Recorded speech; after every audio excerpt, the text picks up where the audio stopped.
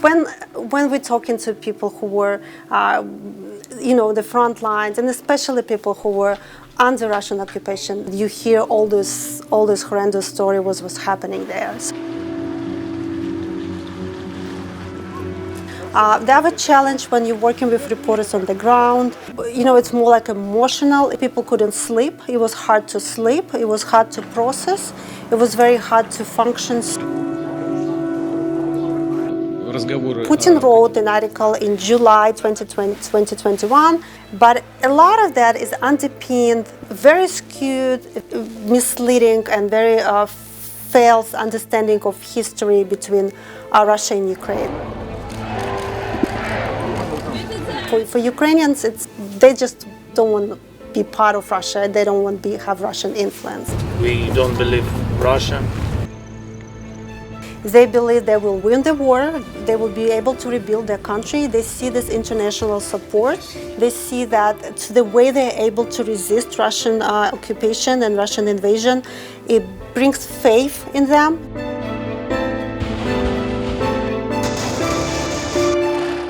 People who did that, they need to be punished. Ukrainians have to find a way to bring them to justice. And the second biggest question is how we will make sure that it doesn't repeat.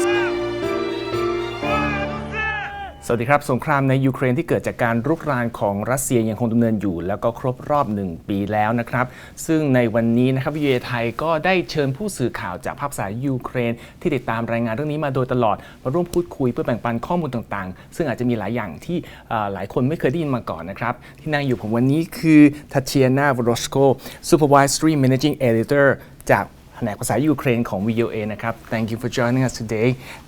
First, can you tell us about yourself and how has the coverage of the war in Ukraine been so far?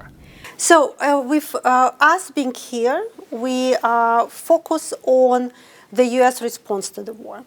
Ukraine is a free country. It has freedom of press.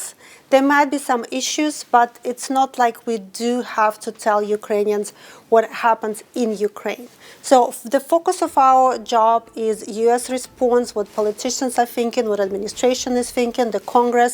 So we're focusing, experts, we're focusing on every single little development. In terms of coverage inside Ukraine, we do have stories from that when the war started. Now we added this new network of stringers for Story Hunter who are doing stories for us, Ukrainian reporters, documentalists, filmmakers. We do it for our audience, but we also do it first to support journalism in Ukraine, but also share those stories with the rest of VOA. The other challenge when you're working with reporters on the ground is it's more like emotional. If you're sending a reporter to do a story, you have to consider how dangerous it is. Luckily, nothing happened. None of our reporters, our stringers, people we work with, was in real danger. But it's always a possibility. It's the biggest conflict. It's the biggest war since World War II. So it's very dangerous. Danger is there. And I would add another. Maybe it's less on professional, but probably also professional. Is how do you react emotionally? The psychological health, mental health is very important, especially early when this was all developing. People couldn't sleep. It was hard to sleep. It was hard to process. It was very hard to function. So we were really running on a very little oil, and it was psychologically and physically very difficult. Yeah, well, as Ukrainian yourself and your colleagues as well, having seen everything that's transpired back home, how did it hit you? Well, I couldn't sleep at the beginning, so I would fall asleep. I would wake up a couple of hours. See what's happening on my phone. So that was very difficult. I did have some health issues, unfortunately. Yes, it hit me pretty bad. And my parents were in Kiev, so it took a while for them to be able to come here. But they actually went back to Ukraine in July, so they're there now. How the war has affected people in Ukraine more than just, we see footages and photos of injured, deaths, collapsed buildings and everything. anything else you want to share with our viewers that you have heard and you haven't told before much? When we're talking to people who were, the front lines, and especially people who were under Russian occupation, that's absolutely horrendous. You see all those videos, and I talked to some people who were, close friends of mine who, for example, one situation where Russians were bombing in Bucha, and the building collapsed, and they would not let people to pull people under the. We were shooting people who were trying to pull people from under the building. So it's like in every liberated city, then you come there and you hear all this horrendous story was happening there. This vibrant European country. And absolutely medieval horror of people hiding in the basements for months and not having drinking water, not having, staying in the cold apartments and all that. Historically, how are Ukrainians and Russians living side by side? I mean, how are they together? So it's not an ethnic conflict. So that's a very important part to understand, that it's not an ethnic conflict. It has nothing to do with ethnicities. It has very little artificially to do with language. In Ukraine, a big share of the population are ethnic Russians.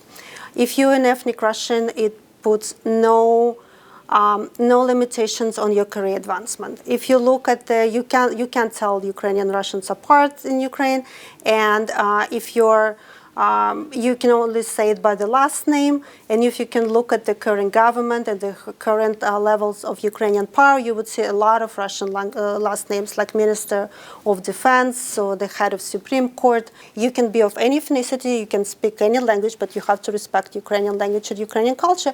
You can be Ukrainian. Like my mom doesn't have a blood of Ukrainian blood in her, but she considers herself Ukrainian, and nobody would tell her no, and nobody would disagree with her. So that's a big part of it. How Ukrainian view Russians, right? So not ethnically, but Russians living in Russia. So if you look at the numbers in 2010, 2008, 2010, over 90% of Ukrainians view Russians positively. The numbers dropped in 2014, but then they began to slowly grow. So before the conflict, 34% of Ukrainians viewed Russians positively. Now, according to the polls, I look at the polls before I came here, according to the polls, it's only 2%. 2%. So in Russia, obviously, the numbers are very different and much more harder to understand, because they're more influenced by what propaganda tells them.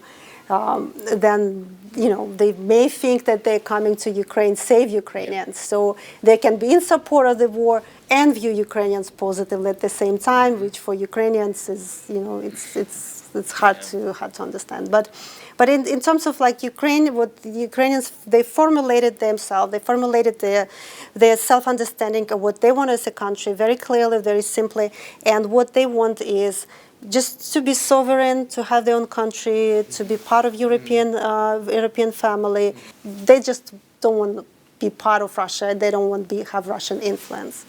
Yeah. In your coverage, did you ever find anyone in Ukraine who supports the war? Sure, yes. There would be some people, say 2%, people who would say in the occupied territories, there were people who were collaborators, so they would work with Russians, so they saw opportunities for themselves, they saw advancements for themselves, but that's this percent very small. But for Russia, if they wanted to have good relationship with Ukraine, they should have just nothing, because Ukrainians had very little interest in Russia, I have to say. They were very focused on themselves, very focused on Europe, and they were thinking like they have overall positive view of Russians. Right. So how are generally Ukrainians looking into the future as the war is still going on? You know what they're thinking? Well, everyone prays for the war to be over as soon as possible. But I would say, and there's plenty of polls, Ukrainians are very optimistic. They believe they will win the war. The absolute, I don't remember the exact numbers, but this is very, very high. They believe that we'll win the war. And they believe that they will be able to rebuild their country. They see this international support. They kind of have this faith in themselves. They see the important nations. They see that they were able to, the way they're able to resist Russian occupation and Russian invasion, it brings faith in them that they will be able to build a good country. And also an interesting element is that right now in Europe there are over 8 million registered Ukrainian refugees. So would those people come back? And if we look at the refugee population, it's almost all of them. Almost all of them are women, and there's a lot of children. On average, like you look statistically, the biggest part of them is women in their 30s and their 40s. They're much more educated on average. 77%, 72. I look at the poll. I was working on the story for Ukrainian immigrants into Poland. Then that 70-80% of them have higher degree. They're university educated. They're professionals, so they're higher than Ukrainian women on average in Ukraine, or Polish women on average in Poland. So this is a female, the most educated population, and people who were able to come to another country and rebuild very quickly. So they're finding jobs incredibly quickly. They're getting adjusted to this new society very, very successfully. They're building all those networks. They're learning the language. So this is a very competent part of Ukrainian population which is moving to Europe. So the question is how many of them would come back, and wouldn't be the Ukrainian men can't travel abroad, because so it's only like over 60, or if you have more than 3 kids, or maybe you have some medical exclusion. So the question that the war would come back, would the women go back, or then the men would go and join the women? And maybe there are some divorces happening along the way, So that's kind of, which is this part of the story might be not that positive. Another question we have is about the U.S. involvement in this war. And how do Ukrainians view the U.S.? They love U.S. Of course they love U.S. No, I mean, obviously this very positive attitude. This help that the United States is providing has been recognized. The leadership role has been recognized. People take a very strong interest in every minutia of U.S. politics which has any relations to Ukraine. So yes, Ukrainians view Americans view U.S. very, very positively. And after just a year of this war and many years of the conflicts, how or what do you expect to happen from this point with Ukraine and the future of everything? I mean, this is your personal view, not like the people of Ukraine's views. Well, I would add also to the previous one that, yes, when the war, hopefully the war will be over soon, and there will be a lot of challenges also with demining the country. A lot of things need to happen, so some of the areas actually would need to, so they're actually livable, people can live there. A lot of rebuilding has to happen. And a lot of everyone's mind is that people who did that, they need to be punished. There's thousands and thousands of war crimes, cases open on war crimes, but war crimes by Ukrainian courts. So Ukrainians have to find a way to bring them to justice. And the second biggest question is how we will make sure that it doesn't repeat. So all this, like the conversation about, for example, to having a ceasefire, to having trying to negotiate now, it always comes to the point that if we do it now, it's hard to ensure those two things happening, right? So if Ukraine agrees to some settlement right now, then they have to. Then how would you punish the people who were guilty, and how would you ensure that they would not just rebuild, recharge, and attack again? So those two questions have to be for any peace deal, for any developments happening. Those two issues have to be addressed. And we talked, like I just talked recently. We talked to a lot of experts. So in a kind of a lot of people say pretty much similar, is that there are two scenarios. The first scenario is if Ukraine giving a massive amount of weapons, and we saw this meeting today, Ukraine Defense Contact Group, it seems to be that they're giving a lot of capabilities for Ukraine. So Ukraine, it doesn't have to destroy the Russian army entirely, but it has to kind of, the blow has to be strong enough for Putin making conclusion that he can't achieve his political goals through military ends. He can't. So that would bring Russians to negotiating table, and then we will go from there. If Ukraine is giving weapons, and if Ukraine run into other problems on the front lines, it will be Ukraine can still win. It can but it will be more protracted, it will be more longer, and it will be more, more people would die.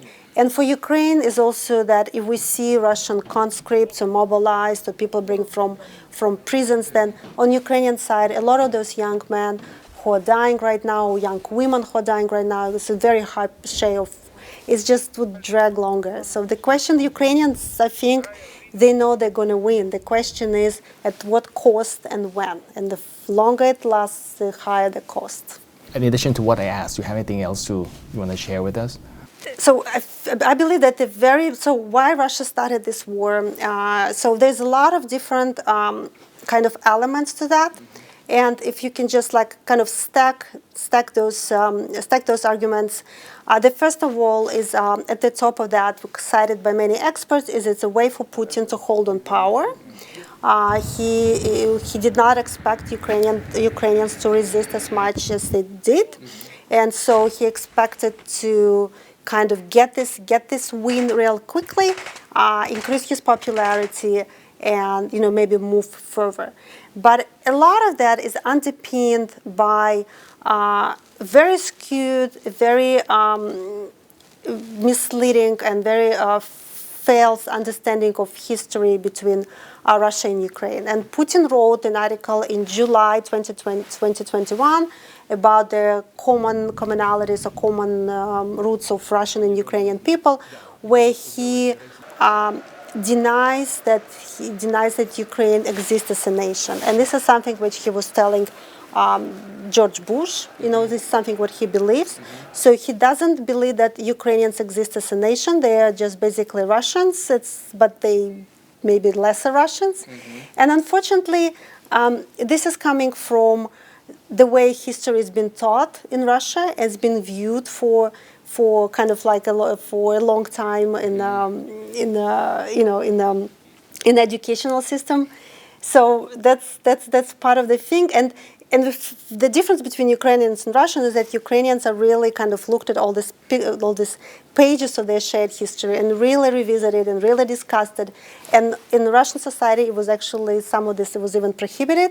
But Putin is, in the article he wrote, he is honestly believes that he has a historical right to